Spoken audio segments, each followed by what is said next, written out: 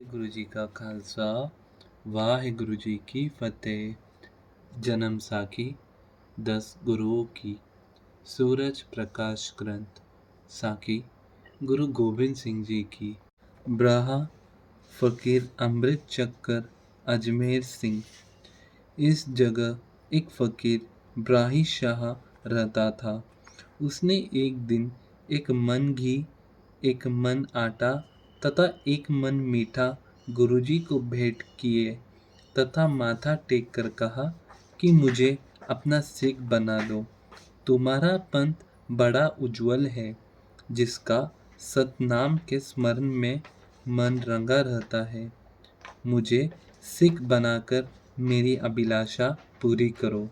गुरुजी ने उसकी श्रद्धा तथा प्रेम को देखकर अमृत तैयार करवाकर उसे चखाया तथा नाम अजमेर सिंह रखकर सतनाम का उपदेश देकर उसको प्रसन्न किया। धन गुरु गोबिंद सिंह जी महाराज। सुक्खू तथा द्रुदु का प्रेम। छत्ते आने गांव से चलकर गुरुजी कुछ गांवों में विश्राम करते हुए बाजक गांव आ ठहरे। यहाँ के लोगों ने सारे सिंहों को दूध चखाकर गुरुजी की प्रसन्नता प्राप्त की। इस गांव के नजदीक ही एक गांव के महंत सुक्कू तथा दुदू ने जब सुना कि गुरुजी हमारे नजदीक आए हुए हैं, तो वह भी गुरुजी के दर्शन करने आए तथा हाजिर होकर गुरुजी को डढ़ सारंगी से एक सद बड़े प्रेम से सुनाया। सद कच्छा कोट विछे वसदा जानी, सदा न मापे नित नहीं जवानी, चल आगे कियो हुए गमानी। गुरुजी ने प्रसन्न होकर इस सत को 3 बार सुना। दूसरे दिन जब गुरुजी जाने लगे तो हंस महतों ने कहा, गुरुजी, जिस तरह तुम पलंग के ऊपर बैठकर मछीवाड़े से सफर किया था, उसी तरह ही अब हमारे कंधों पर पलंग उठवा कर चलो। उनका प्रेम देखकर गुरुजी पलंग के ऊपर बैठ गए। सुक्खू और दुदू ने पलंग के अगले पाए उठा लिए और पिछले पाए 2 सिख उठाकर पलंग को ले चले। पलंग पर बैठे गुरुजी सुक्खू के सिर पर हाथ से नगारे की तरह हाथ मारते जाते और सुक्खू अपने मुंह से नगारों की तरह धो धो बोलता जाए।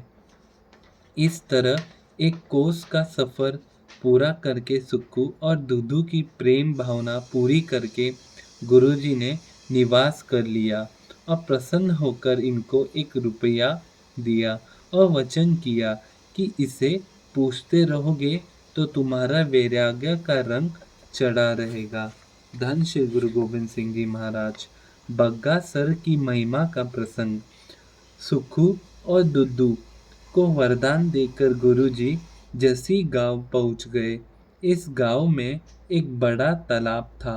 उसमें गुरुजी अपने मुशाकी घोड़े पर शास्त्र सहित चढ़ाए ही एक तरफ घुसकर दूसरी तरफ निकल कर जा खड़े हुए, तो आप जी के वस्त्र और घोड़ा सफेद हो गया। लोगों ने यह कौतुक देखकर बड़े हैरान होकर आप जी से पूछा कि महाराज, आप जी ने यह क्या कौतुक किया है? सारे वस्त्र और घोड़े सफेद करके दिखा दिए हैं।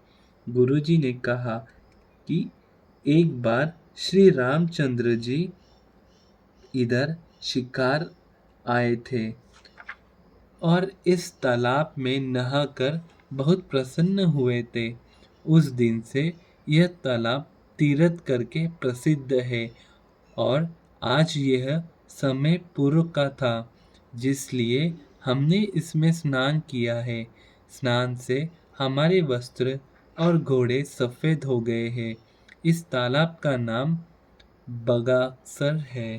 धन श्री गुरु गोबिंद सिंह जी महाराज। वाहिगुरु जी का खालसा वाहिगुरु जी की फतेह।